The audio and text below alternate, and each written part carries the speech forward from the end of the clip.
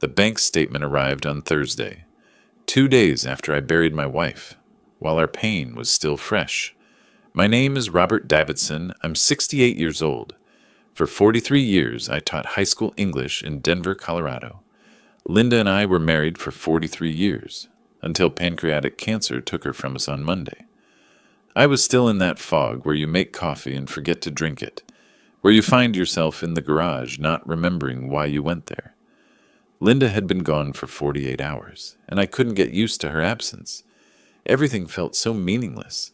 So I almost didn't open the envelope, but something pushed me to open it. Maybe it was teacher instinct. 43 years of grading papers had taught me to notice details. Maybe I was looking for something to distract me from the grief. I opened it. Account balance, 47 to 23. I stared at that number for a long time. Read it again. $47.23. There had been $680,000 in that account on Monday morning. I knew this because Monday night, when I couldn't sleep, I'd been going through financial documents looking for something to do instead of crying. Our retirement savings. 43 years of teaching high school English, the carefully calculated percentage of every paycheck. Linda's librarian salary. The house we'd paid off in 2003, $680,000 on Monday, $47.23 on Thursday. And Tuesday had been Linda's funeral. I couldn't hold the paper steady. I sat down at the kitchen table, where Linda used to do crossword puzzles every morning, and read the statement 3 more times. Single withdrawal. Tuesday, October 15th, 10:47 a.m. Amount $680,000 USD. Tuesday, the day we buried her. 10:47 in the morning. I picked up my phone and called the bank. My fingers could barely press the right numbers. First National, this is Rebecca. How can I help you? This is Robert Davidson. My account ends in 4739. I need to understand a withdrawal made on Tuesday. Typing sounds. Yes, Mr. Davidson. I see the transaction. Large withdrawal, Tuesday at 10:47 a.m. Is there a problem? I didn't make that withdrawal. From what I can see, this document was processed in person at our downtown Denver branch by someone with power of attorney authority on the account. The room tilted slightly. What? According to our records, Stephen Davidson presented valid power of attorney documents and made the withdrawal. He's listed as your son. Is that correct? Stephen, my son. Mr. Davidson, are you still there? What time did you say? Tuesday, October 15th, 10:47 a.m. I closed my eyes and thought. I saw Tuesday morning with perfect clarity. The funeral had started at 10 a.m. at Sacred Heart Church. 200 people came. Linda's colleagues, the librarians, my former students, some now in their 40s, our neighbors, and book club members. At 10:47 a.m., I'd been standing at the front of that church giving a memorial speech for her. We were talking about how we met in 1981 at a coffee shop near the University of Denver. She was reading To Kill a Mockingbird, and I'd made a pretentious comment about Scout's narrative style, and she looked up and said, "That's the worst literary analysis I've ever heard." We got married 9 months later, and on Tuesday morning at 10:47 a.m., while I stood at her funeral telling 200 people about the woman I'd loved for 43 years, my son was at a bank 3 miles away, stealing everything we'd saved. Mr. Davidson? I need to come in, I said, right now. We close at 5, but I can make you an appointment for tomorrow morning. Right now. Something in my tone made her pause. I'll let the manager know you're coming. I grabbed my keys, my wallet. Linda's purse was still sitting on the counter where she'd left it 6 months ago, before the cancer made her too weak to leave the house. I couldn't look at it. Frank Chen was mowing his lawn next door. He'd been at the funeral on Tuesday. He'd cried when he hugged me afterward. This man who'd been my best friend for 20 years. "Robert," he called out, turning off the mower. "You okay? You look—" "Stephen stole our money." The words came out flat, emotionless, like I was telling him it might rain. Frank walked over. "What?" Tuesday, during the funeral, he went to the bank and took everything. That's not possible. Stephen was at the funeral. He gave one of the speeches. Frank stopped. His expression changed. Wait, he left. Remember? Right after Pastor Michael started. He said he needed to use the bathroom. I remembered. Stephen had been sitting in the front row with Amanda and their kids.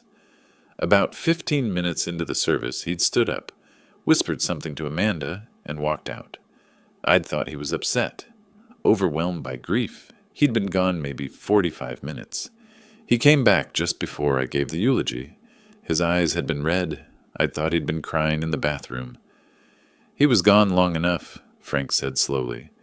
Is the bank maybe 10 minutes from the church? 7 minutes. I just looked it up. Frank's expression turned into something I'd never seen before. Rage. Pure, cold rage. That son of a bitch. Robert, you need to call the police. I need to talk to him first. No, you need to call the police right now. But I was already getting in my car. Frank was still talking, but I couldn't hear him. There was a ringing in my ears that wouldn't stop. The bank manager's name was Patricia Flores. She was maybe 50, professional, and her face went pale when she pulled up the transaction records. Mr. Davidson, I'm so sorry. The power of attorney documents looked legitimate. Our teller verified them, and Stephen Davidson has been serving as an authorized representative on this account since... Show me the documents. She printed them out.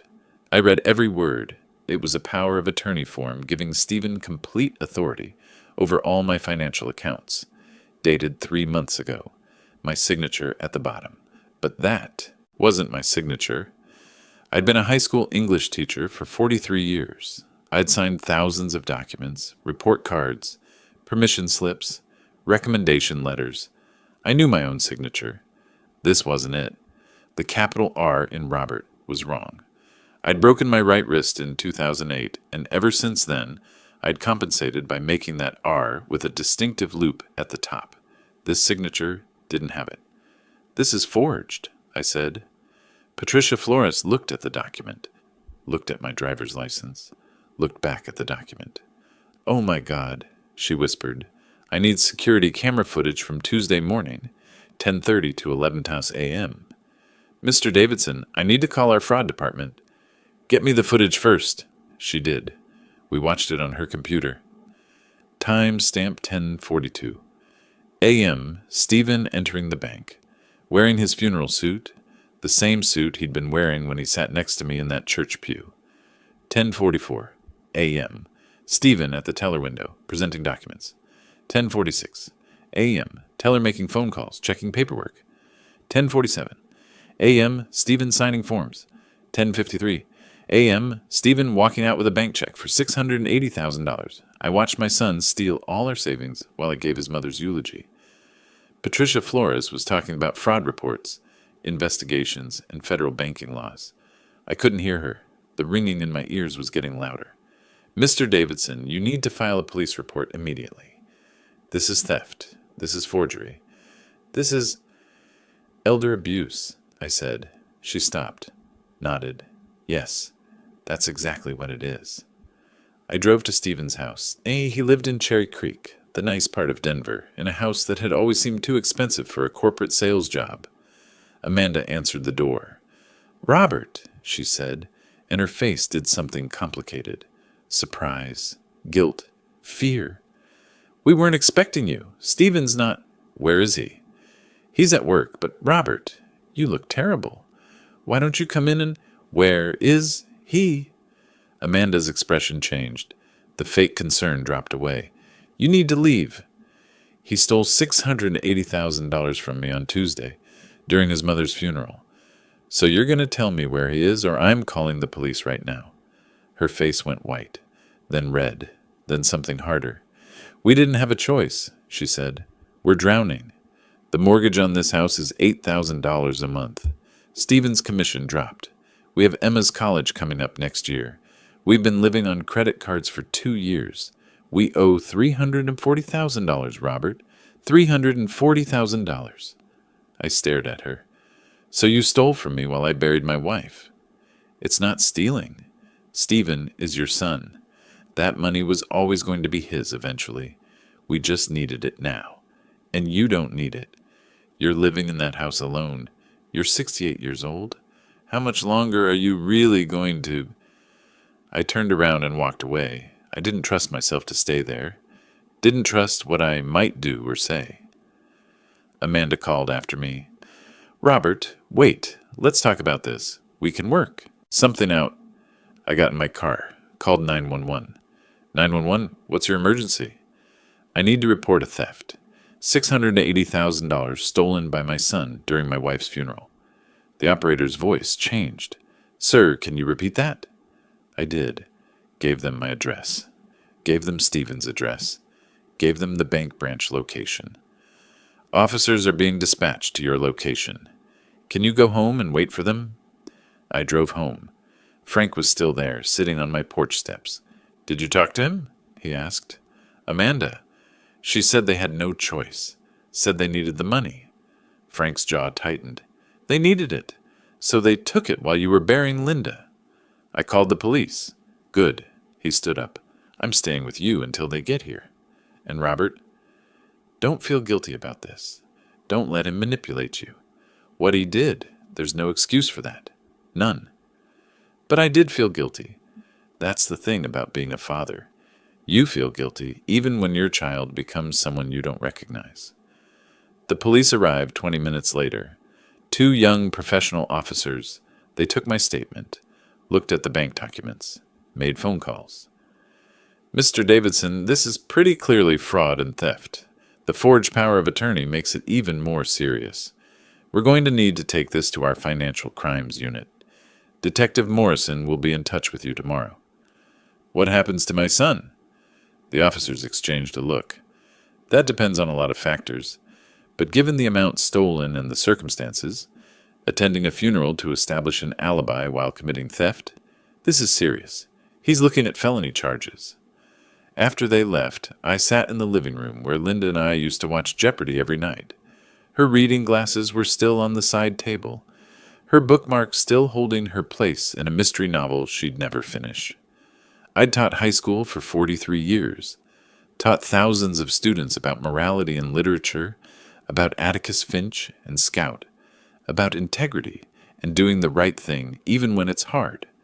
And my own son had robbed me while I stood over his mother's casket. How do you process that? How do you reconcile the child you raised with the man who would do something like that? My phone buzzed. Text message from Stephen. Dad, we need to talk. Amanda told me you came by. Let me explain. I stared at that message for a long time. Then I blocked his number. Have you ever discovered that the person you trusted most had been lying to you all along? That moment, when everything you thought you knew turns out to be a carefully constructed illusion? If you've experienced this feeling, share your thoughts in the comments. Detective Sarah Morrison called Friday morning. Mr. Davidson, I've reviewed your case. I need you to come to the station this afternoon to give a formal statement. Can you make it at 2 p.m.? I'll be there. And Mr. Davidson, bring any documentation you have. Bank statements, the forged power of attorney, anything related to your financial accounts. I spent the morning gathering papers. Found our joint account statements going back 6 months. Found the life insurance paperwork. Found Linda's will, which we'd updated 2 years ago. And I found something else. A folder in Linda's desk drawer, labeled Stephen Concerns. Inside were printouts of text messages, emails, a handwritten note dated 8 months ago. Robert keeps saying I worry too much, but something's wrong with Stephen's finances. He asked to borrow $50,000 last Christmas. Amanda keeps hinting about our estate planning. I think they're in trouble. Need to talk to Margaret Walsh about protecting our assets. Margaret Walsh, our state attorney. I called her office immediately. Robert, Margaret said when she picked up, I've been trying to reach you. I heard about Linda. I'm so sorry. Margaret, did Linda talk to you about Stephen? Silence. Then, yes. She came to see me in March. She was worried about financial pressure from Stephen and Amanda. We discussed setting up protections. What kind of protections? An irrevocable trust. Robert, did Linda tell you about this? My throat tightened. No. She wanted to wait until after her treatment. She didn't want to worry you while you were both dealing with the cancer. But Robert, she moved most of your assets into a trust. Your house, your retirement accounts, everything except your joint checking and savings accounts. When? April. 3 months before she died. I sat down. Linda had protected us. Even while dying, she'd been thinking ahead. How much is in the trust? Your house is worth about $520,000. Your retirement accounts total roughly $1.2 million. The trust holds all of it. You're the trustee. Stephen and Emma and Jake are beneficiaries, but they can't access anything until specific conditions are met. So the $680,000 Stephen stole was from your joint account, the only asset Linda didn't put in the trust, because you both needed access for daily expenses. Margaret, he forged a power of attorney and stole that money during Linda's funeral. Jesus Christ, her voice went hard. Robert, that's elder abuse. That's fraud. I need you to send me all the documentation immediately. I'm going to work with the police on this. At 2 p.m., I sat across from Detective Morrison in a gray interview room. She was late 40s, sharp-eyed, with the air of someone who'd seen every kind of human ugliness. Mr. Davidson, walk me through Tuesday. Start from the morning. I did. The funeral. Stephen leaving during the service, coming back 45 minutes later with red eyes, standing beside me during the burial while my life savings were already gone. Detective Morrison took notes. And you had no knowledge of the power of attorney? None. That signature is forged. I can prove it. I showed her the documents, showed her examples of my real signature, the broken wrist in 2008, the distinctive R I'd used ever since. She studied them for a long time. This is pretty clear. The signatures don't match. I'm going to send this to our handwriting analysis team, but I think we have enough for charges. What kind of charges? Theft over $500,000 is a Class 3 felony in Colorado. Add forgery, fraud, and elder abuse. He's looking at serious prison time. Minimum 5 years, possibly 10 or more, depending on how the DA proceeds. 10 years. My son in prison for a decade.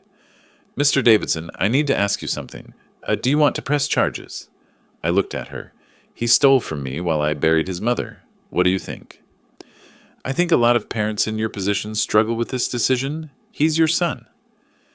He stopped being my son when he forged my signature and walked into that bank. Detective Morrison nodded. Okay, I'm going to need you to sign a formal complaint. Then I'll get a warrant for his arrest. How long will that take? Given the evidence? 24 hours, maybe less. I signed the papers.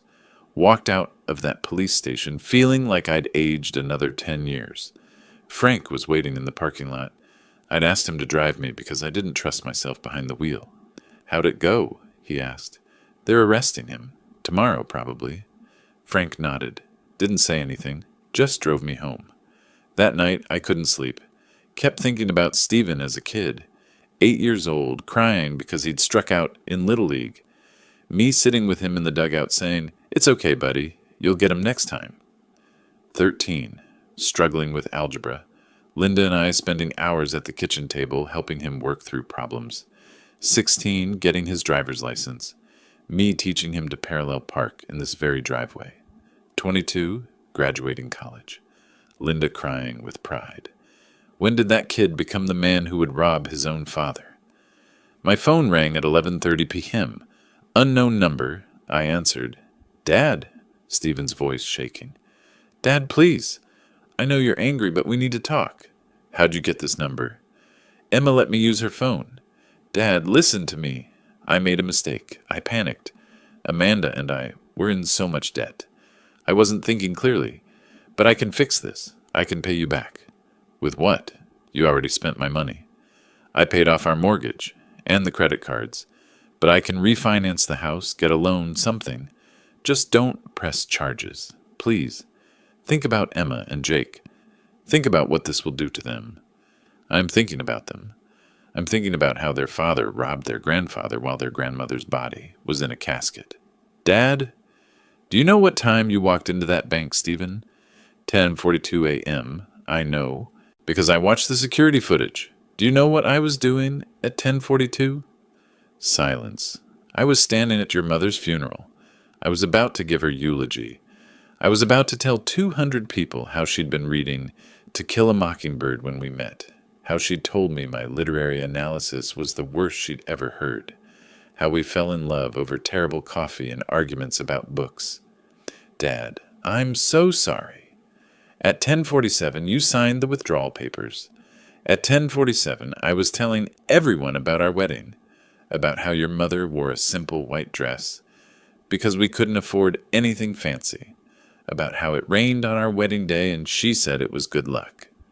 Stephen was crying now. I could hear it. At 10:53, you walked out of that bank with a check for $679,952. At 10:53, I was talking about the day you were born, about how your mother held you and cried and said you were the most beautiful thing she'd ever seen, about how she loved you more than anything in this world. Please, you stole from me while I grieved her, while I told strangers how much she loved you, how proud she was of you. I know. God, Dad, I know. I'm sorry. I'm so fucking sorry. The police are coming for you tomorrow, Detective Morrison. She has security footage, forged documents, bank records. It's over, Stephen. Dad, no. You can drop the charges. You can tell them it was a misunderstanding.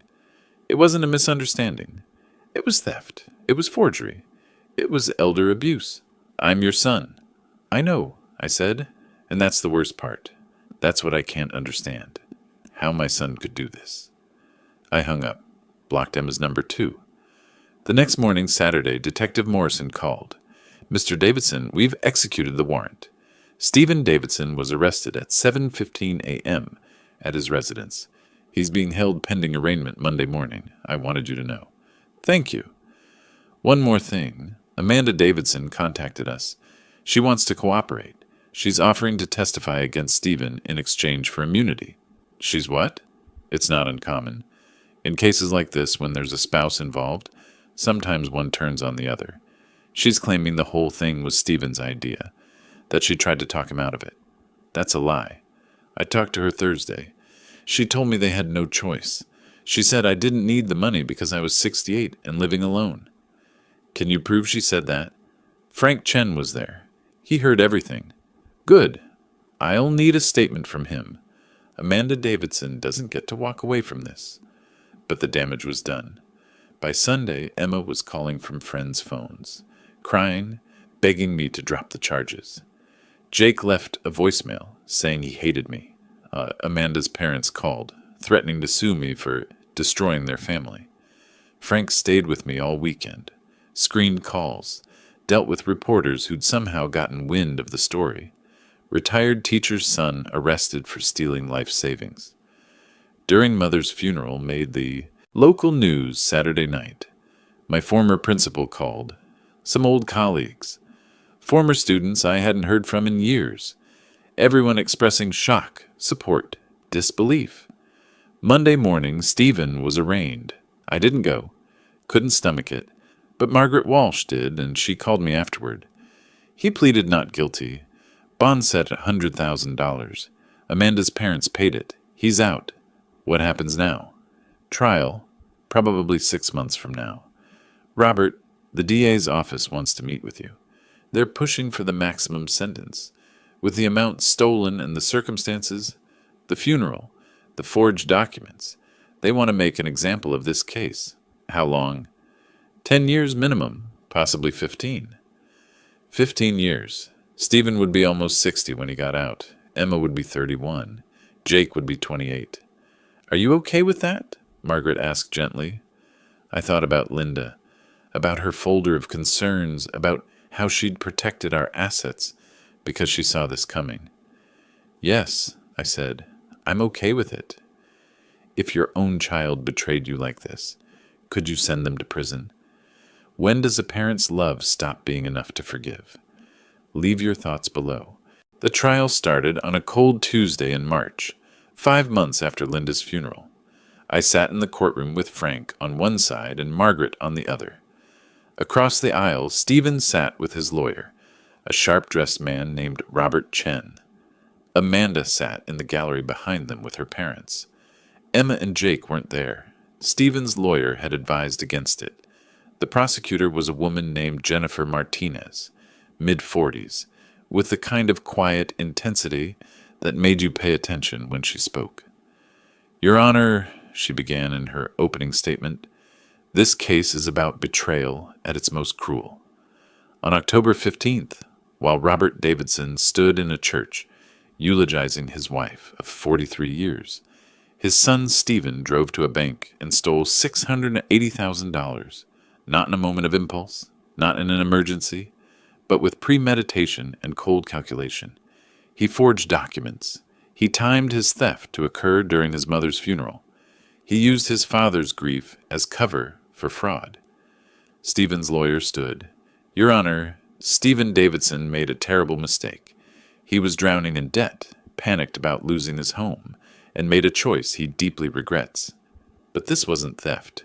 This was a son accessing money he believed would eventually be his inheritance. A son who has spent the past 5 months trying to make restitution." The trial lasted 4 days. Day 1, the bank manager testified, showed the forged power of attorney, showed security footage of Stephen walking in at 10:42 a.m., walking out at 10:53 a.m. Jennifer Martinez played that footage for the jury. 11 minutes and 14 seconds of my son stealing my life savings. Then she played footage from the funeral. Someone had been recording on their phone. The timestamp showed 10:47 a.m., me at the podium, talking about Linda, my voice breaking as I described our wedding day. Side by side on 2 screens, Stephen at the bank, me at the funeral. 2 jurors were crying. Day 2, the handwriting expert testified, showed enlarged images of the forged signature versus my real signature, pointed out 12 distinct differences. "In my professional opinion, these signatures were made by 2 different people," Frank testified, described Stephen leaving the funeral, being gone 45 minutes, returning with red eyes. "I thought he'd been crying. Now I know he'd been at a bank." Margaret Walsh testified about Linda's concerns, her decision to create a trust, her fear that Stephen and Amanda were in financial trouble. "Did Linda Davidson tell you why she wanted to protect their assets?" Jennifer Martinez asked. "She said Stephen had been asking for money, large amounts. She was worried he saw his parents as a retirement fund rather than people." Day 3, Amanda testified. She'd taken a plea deal, probation, and restitution in exchange for testimony. She sat in the witness box, looking smaller than I remembered, her voice quiet. "Stephen was stressed about money. We owed so much. He said his parents had more than they needed. He said Robert was old and living alone in a big house. He said we were just taking our inheritance early." "Did you try to stop him?" Jennifer Martinez asked. Amanda hesitated. "I didn't think he'd actually do it." "But you knew he was planning it?" "Yes." "And on the day of the funeral, when he left, did you know where he was going?" Another hesitation. "Yes." "What did you think when he came back?" "I thought it was done. I thought we were safe." Stephen's lawyer tried to salvage it on cross-examination. "Mrs. Davidson, who actually forged the documents?" "Stephen did." "Who went to the bank?" "Stephen." "Did you force him to do this?" "No." "So this was his idea, his plan, his execution?" "Yes." But the damage was done. Amanda had confirmed everything. Day 4, I testified. Jennifer Martinez walked me through Tuesday morning, Linda's funeral, the eulogy, coming home to an empty house, the bank statement Thursday. "Mr. Davidson, when you saw the account balance, what did you think?" "I thought there'd been a mistake." "When did you learn your son had taken the money?" "When the bank manager told me someone with power of attorney had made a withdrawal at 10:47 a.m. Tuesday." "What were you doing at 10:47 a.m. Tuesday?" "I was giving my wife's eulogy." "Can you describe what you said in that eulogy?" My voice broke, couldn't help it. "I was talking about how proud Linda was of our son, how she'd loved him from the moment he was born, how she'd always believed he'd do great things. What did you feel when you learned what Stephen had done? I looked at my son. He was staring at the table, wouldn't meet my eyes. Betrayed, I said. My wife was dead. My life savings were gone, and my son had taken both. Stephen's lawyer tried to paint me as vindictive on cross-examination. Mr. Davidson, isn't it true you could have resolved this without involving law enforcement? How? Stephen offered to repay you. You refused to even discuss it. He called me 3 days after stealing $680,000 and asked me not to press charges. That's not repayment. That's manipulation. You're his father. Don't you think you owe him a chance to make this right? I was his father, I said. I'm not sure what I am now. The jury deliberated for 6 hours. When they came back, the forewoman stood. On the count of theft, we find the defendant guilty. On the count of forgery, we find the defendant guilty. On the count of elder abuse, we find the defendant guilty. Stephen's face crumpled. Amanda started crying. Her parents looked like they'd been hit with a brick. Sentencing was set for 2 weeks later. I didn't go to that either. Couldn't bear to watch my son beg for mercy he didn't deserve. But Margaret called me afterward. 10 years, eligible for parole in 6. Restitution of $680,000, plus interest and legal fees. And Robert, the judge said something you should hear. She read from her notes. Mr. Davidson, you targeted your own father at the moment of his greatest vulnerability. You turned your mother's funeral into a crime scene. You forged documents. You lied to banks. And you showed a level of callousness that suggests you viewed your parents as assets to be liquidated rather than people to be loved. This court finds your actions reprehensible and sentences you accordingly. 10 years. Stephen would be 54 when he got out. I'd be 78 if I lived that long. That was 3 months ago. Today is early June. I'm sitting in my backyard where Linda used to plant tomatoes every spring. Frank helped me plant some this year. They're starting to come up. Emma called last week. First time I've heard from her since the trial. She's 18 now. Started college in Arizona. Wanted to get as far from Denver as possible. Grandpa? Her voice was small. I'm sorry I said those things. After Dad got arrested, I was angry. I know. I read the court transcripts. What Dad did, I didn't understand it before. I thought you were being mean. But he really did steal from you during Grandma's funeral. Yes. I visited him in prison last month. He cried the whole time. Said he was sorry. Said he wished he could take it back. I'm sure he does. Do you think you'll ever forgive him? I watched the tomato plants swaying in the breeze. Linda used to make sauce from scratch every summer. The house would smell like basil and garlic for days. I don't know, Emma. Maybe someday, but not today.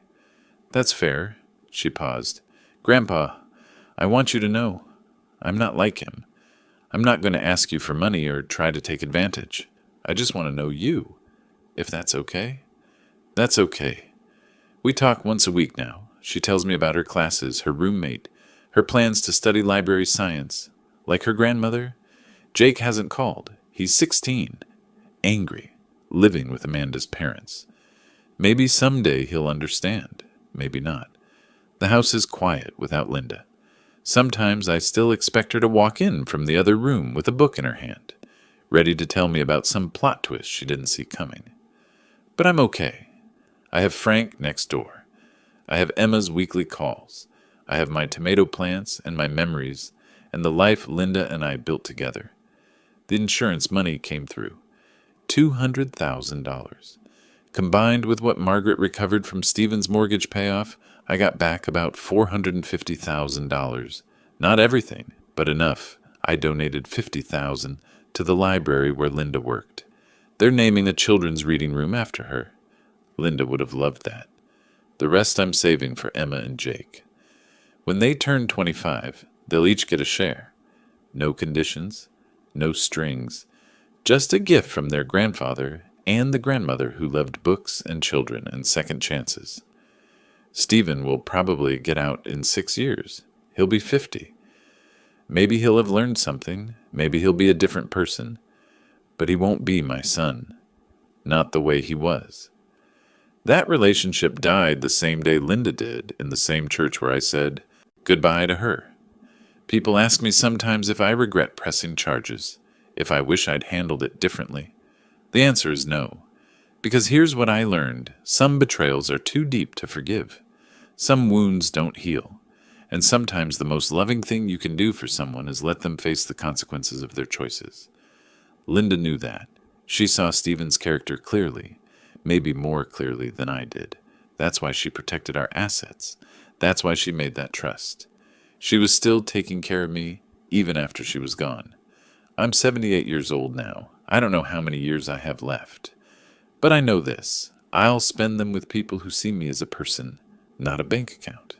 I'll spend them with Emma, who calls every Tuesday night, with Frank, who checks on me every morning, with Linda's memory, which lives in every corner of this house, and I'll spend them knowing that when my son walked into that bank at 10:42 a.m., on October 15th, he made a choice, and I made one too.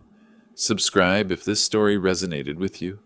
Share it with someone who needs to hear that it's okay to protect yourself, even from family. And leave a comment telling me, where are you watching from? Have you ever had to make an impossible choice between love and justice? Your story matters, your boundaries matter, and you deserve to be treated with dignity, no matter who tries to take that from you.